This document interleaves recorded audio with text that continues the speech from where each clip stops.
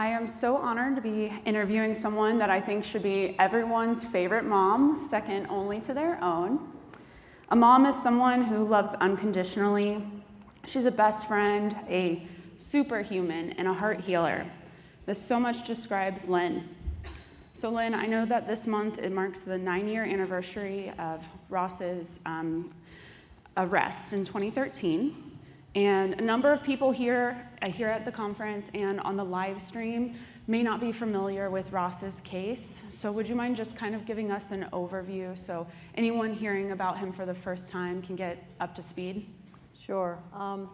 First, I just want to say how great it is to be among all of you freedom-loving people. It's a little bittersweet for me because Ross should be here. I want Ross here. He would so love to be exploring ideas with you and having fun and just being with you all. But he can't be because he's in a cage, serving a double life sentence without parole for all nonviolent charges. And this is related to a website he created when he was 26 years old that sold far less than Facebook has, far less. And that was testified to in Congress. The site Silk Road was a free market website, kind of like eBay, but it was based on the cryptocurrency Bitcoin. That was the only means of exchange on the site, and very, very little known at the time. It was based on the non-aggression principle of voluntary interaction, and the idea was to, if two people wanted to exchange something, as long as it didn't hurt a third party, that should be fine. Now, some things were prohibited because they hurt people. For example, there was no child pornography or anything related to pedophilia on the site because the third party is a child and children are hurt by that. There was no stolen property because the legitimate owner is hurt by that. There were no violent services, and et cetera, on and on. It was nothing that harmed a third party. However, there were many drugs bought and sold, most commonly small amounts of marijuana, and because it was considered a free choice between two people.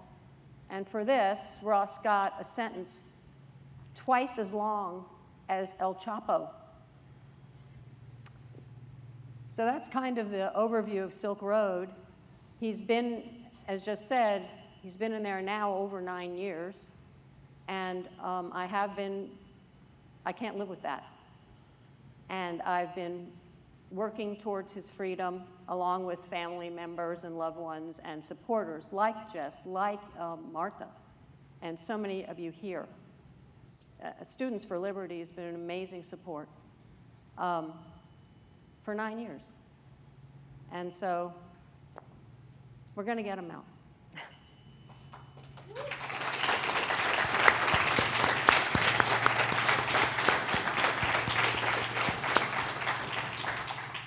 So when you were watching Ross grow up, I can't imagine a situation where you thought about one day advocating for your son would include needing to seek the President of the United States to grant clemency for your son.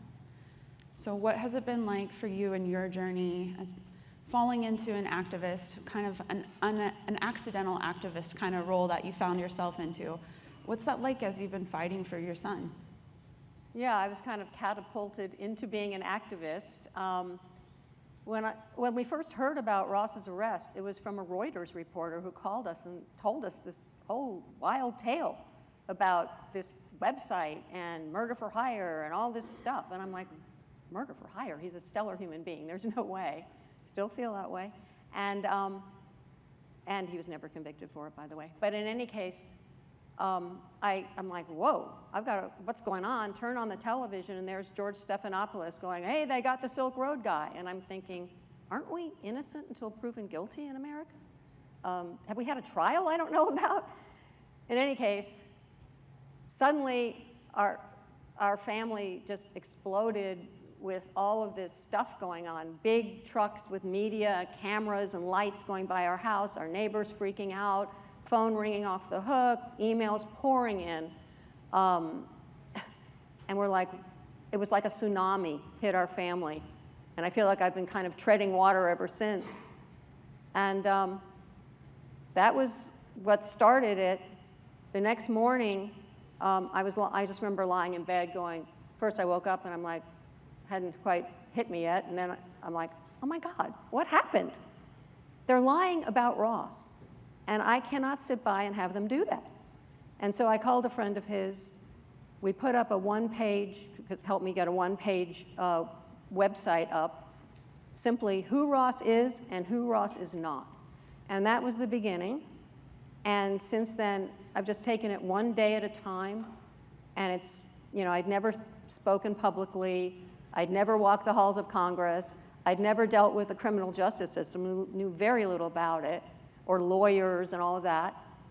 But one step at a time, it's led me to be an activist, and really not only for my son, because we've seen the suffering that mass incarceration has caused. And because we know the families. We've gotten to know the families and seen the children who are shattered by this, who are families destroyed, communities destroyed. And it's really a human rights crisis and a national disgrace that we're the biggest incarcerator on the planet. And it's just these sentences are out of control ever since the drug war. And I've actually started an organization called Mothers Against Cruel Sentencing, because cruel sentencing is prohibited in our Constitution in the 8th Amendment. And because I want to give mothers and families and other people a chance to talk about the pain and damage that this criminal justice system is doing to people.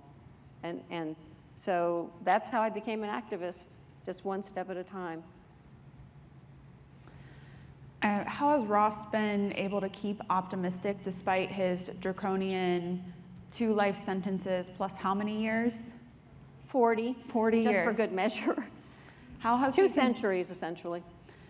With that kind of a sentence that he's facing, what is it that he does, shares with you, with others, that keeps up the hope? Yeah, and by the way, his sentence is twice as long as El Chapo. That's how ridiculous it is. That's what the kind of abuse of power that it represents. Ross is a naturally optimistic person. He's still funny, he's still fun, he's still someone is fun to hang out with. He's a pleasure. So he's kind of naturally like that, and I think that's helped him. We've made sure that he has visits from family standing by him and all his friends and all of you all, because I tell him about you all, means so much to him because it's so easy to be forgotten in prison. And Ross uses his time constructively. Well, he meditates, teaches a meditation class, and meditates a lot. He was kept in an 8x10 metal box, essentially, for months and months at a time during COVID. And that's a pretty fundamental deprivation of freedom, I would say. And he meditated a lot in there. He prays. His faith has gotten him through. It's gotten me through, too.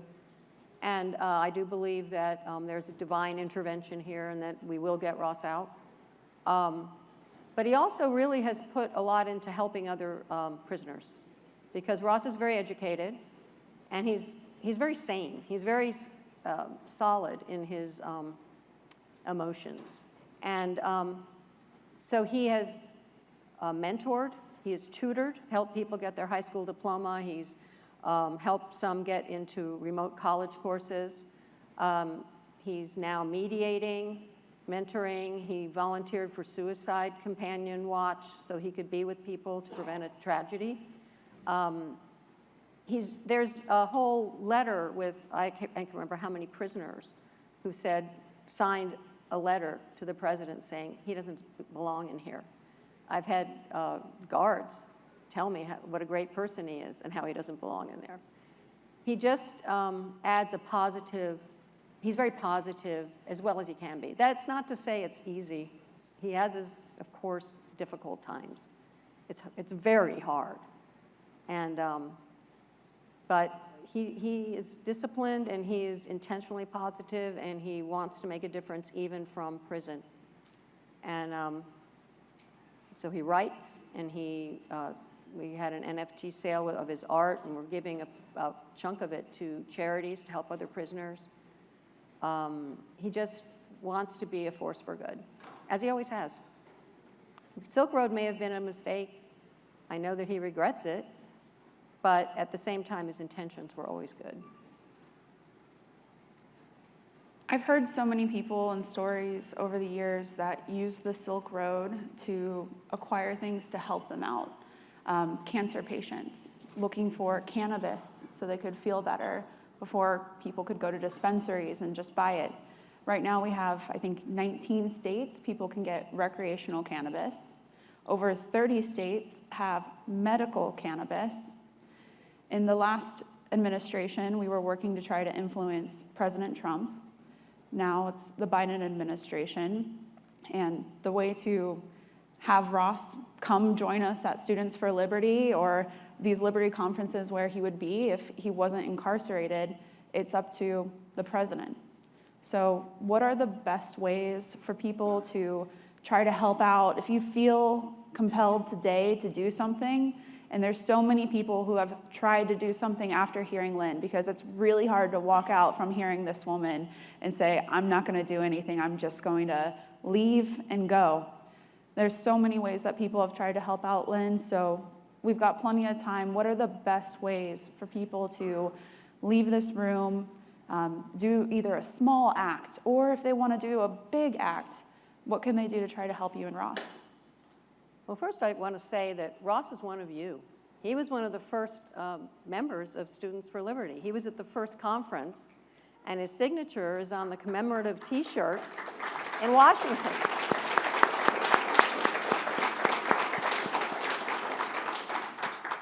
He's one of you.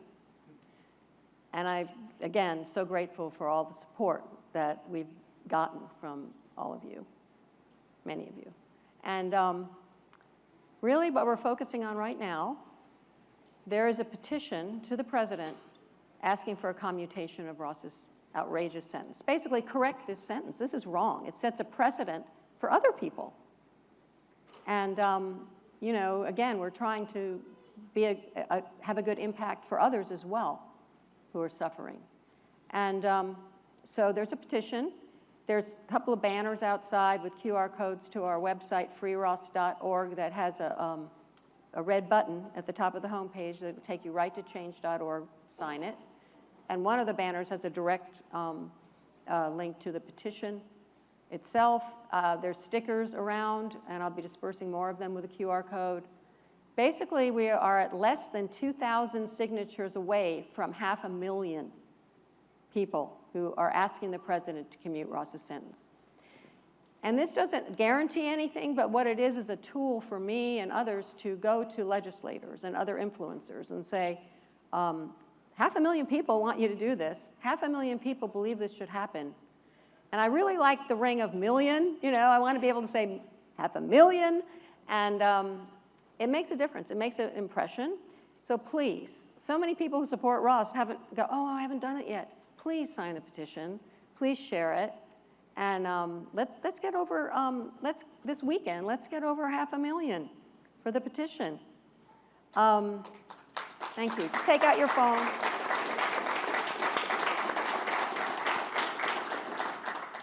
And that kind of brings up the subject of legislators and influencers, because again, this requires a very high level of agreement by the President of the United States.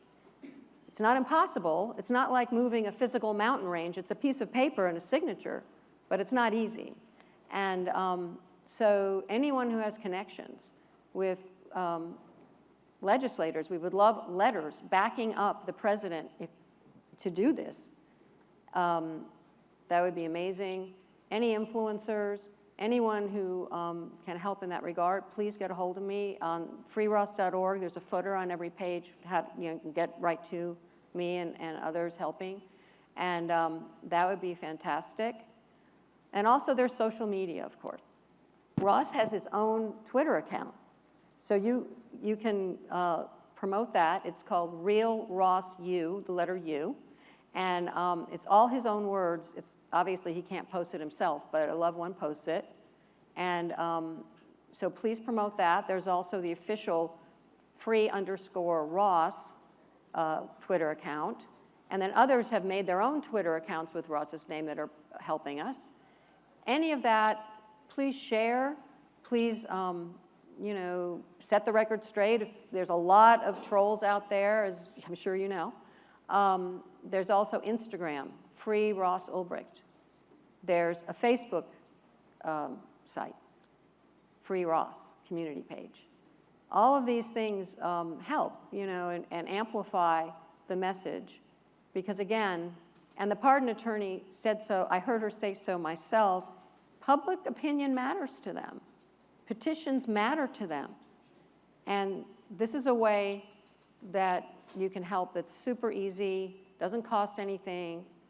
And then if you have other skills and ways that you feel like you could help, just get a hold of me. I'm really accessible and would love to talk to you. So again, we can do this. It's just a piece of paper.